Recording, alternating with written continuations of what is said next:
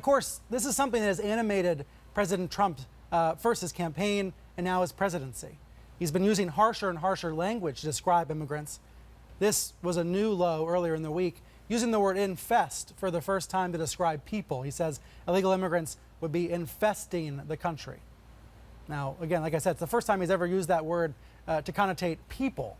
Another example of how his rhetoric has been ramped up and up.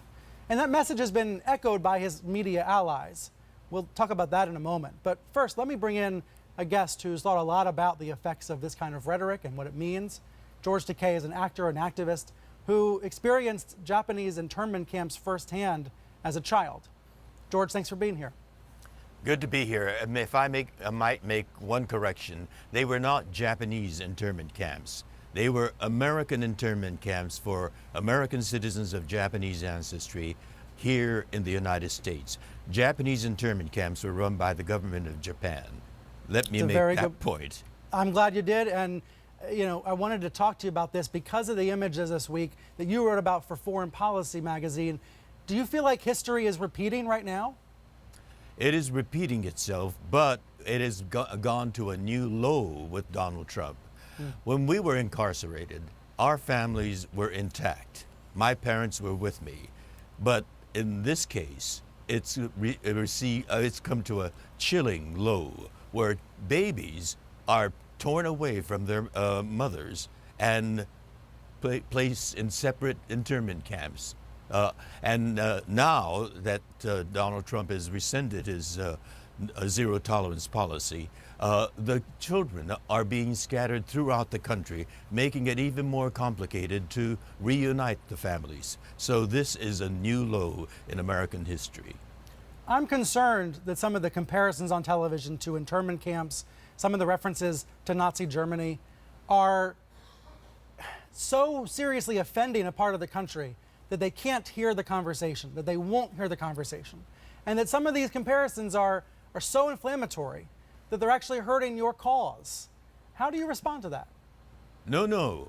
The inflammatory rhetoric is lies, and that's a similarity between our incarceration and what's happening today.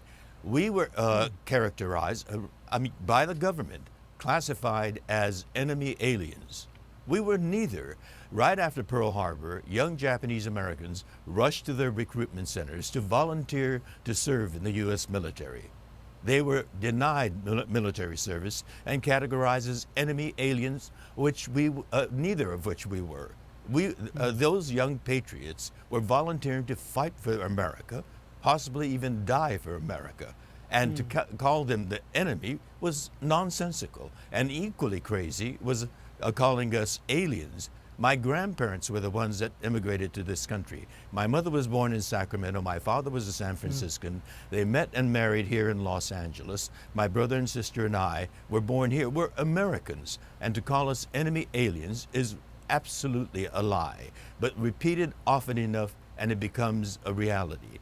We had no less an authority than the Attorney General of the state of California, a man named Earl Warren, who I think most people will recognize as the man who went on to become the very liberal Supreme Court Chief Justice. He had his eyes, he was the Attorney General of the state of California, he had his eyes on the governor's office, and he saw that the single most popular issue in California at that time was to lock up the Japanese issue. And so this Attorney General of the state of California got in front of that issue and made an amazing statement. He said, we have no reports of sabotage or spying or fifth column activities by Japanese Americans, and that is ominous because the Japanese are inscrutable. We can't tell what they're thinking, so it would be prudent to lock them up before they do anything. A big lie, taking that stereotype and grotesquely turning it against us. And that same thing is happening. The big lie is happening with Donald Trump now as well. They are not murderers, rapists, and drug dealers. They are people fleeing for their lives. These Latinos coming from Honduras, El Salvador, and Mexico. They are literally fleeing for their lives. Some of the women have seen their husbands killed in front of them, their daughters threatened with rape. They are literally fleeing for their lives, and to call them infestations is absolutely grotesque. He is supported, of course, by his allies in the press. So let's look at a few of those examples, some of the commentary this week on Fox News.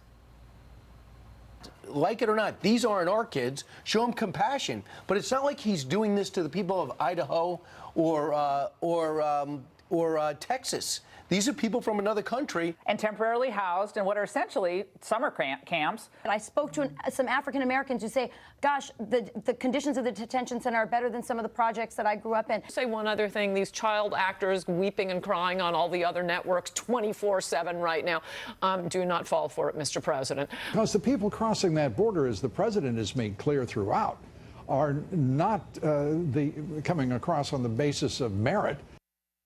If Lou Dobbs or Ann Coulter or Laura Ingraham are watching this, George, what do you want them to know? They are so disassociated from reality.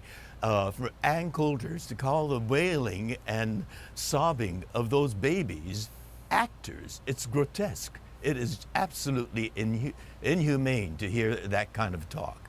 And it is that, just by repetition, time and again, that people take to be the reality. It is a big lie. George, thank you for being here. Great to see you. Pleasure.